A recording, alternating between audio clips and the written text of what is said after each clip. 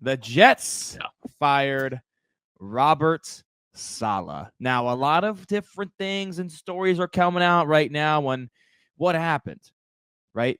Apparently, this was all Woody Johnson, but now there's rumors circulating that Saleh was going to demote Nathaniel Hackett, who's Rodgers' buddy. Rodgers reached out to Woody. Woody did not let that happen. Canned Saleh beforehand. I'm also seeing the loss to Denver caused a lot of turmoil within the organization. And then obviously they were in London. Woody Johnson, former U.S. ambassador to the United Kingdom, had a lot of buddies at the game, and his Jets did not get the job done in London. Although Minnesota's a good team, it wasn't an embarrassing loss. It was a close game. But maybe that was the final straw. I don't know what's really going on in that building, but something's off. And I'm all for it. The Jets are on the brink of this season slipping away, Reagan, with a tough stretch coming up. You are the Jets fan. Take the floor. Yeah, I mean, obviously it's a tough stretch coming up, but I'm all for it. I mean, we were 2-3 this year with him, but I mean, he's 20-36 all time, so it's not like we were winning games anyway. I'm excited for what Ulbrich can do. I mean, he seems to be a big locker room guy. I mean, he is our DC currently, and the DC hasn't been the issue. And a lot of people I've been, especially on social media, have been seeing, well, the Jets defense was great. The offensive struggles is not Saleh's problem. No, actually, it is his problem. He is our head coach. He's not the DC. He's the head coach.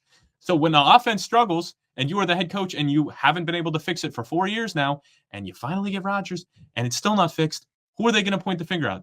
The head coach. It pisses me off that so many people are like, well, the defense wasn't struggling. Yeah, the defense has been great, and that's awesome.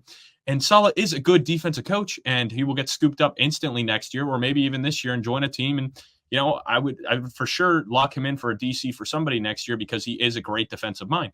But some guys just are not cut out to be head coaches in this league, and I think he's one of them. And I had enough of it anyway because his defenses constantly had stupid penalties. You know, the amount of late hits we'd get where it was just like, what are you doing? Consistently, It's like it's like 3rd and 15, and the quarterback goes out after a 7-yard gain, and we're just shoving him out of bounds. And it's just like, are you ever going to criticize it? And that was Rodgers' biggest criticism is that, like, there's no like accountability from anyone. Like there's no, you know, like people are just getting stupid penalty after stupid penalty. And Saleh always gave me the vibes of the kind of coach that's like, yeah, getting all fired up. Like, yeah, I don't care. He set the tone right away, hit him out of bounds late, set the tone. And it was just, you know, it was just the same thing over and over again where we get killed by stupid penalties. So yeah, I'm fine with it. A big common theme coming out of this with people that cover the team saying, well, Saleh's teams were never disciplined. They always struggled in the penalty department.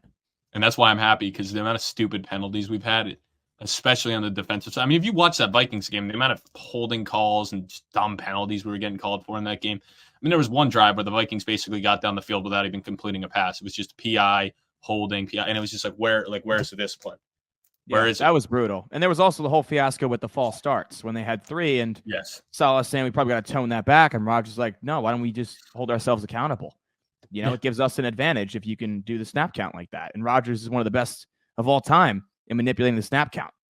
And I've wanted him. I didn't want him back this year.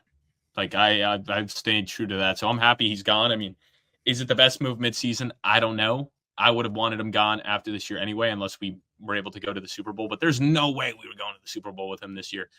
And now I really don't know if we are. I mean, the season might be over, but it would be nice to at least get into the playoffs. But we'll see. And who knows with Devontae Adams? Like, are we still in the market for that?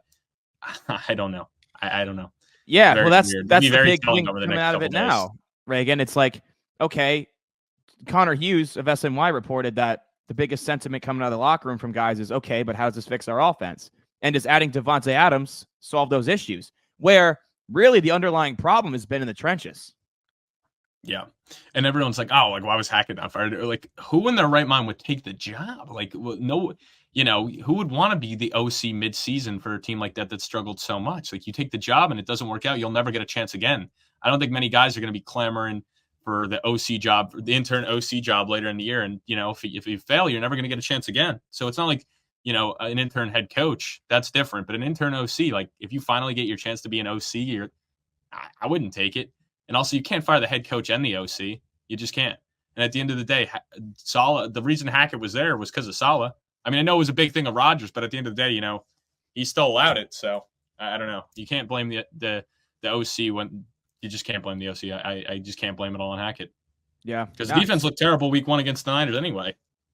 Yeah, dude. I don't know, man. I put a future on the Jets yesterday at plus 3,000 win the Super Bowl. It was a free bet, so nothing crazy. Line didn't But change, so it's all right. line did not change with the firing of Robert Saleh. Good to know. Nope.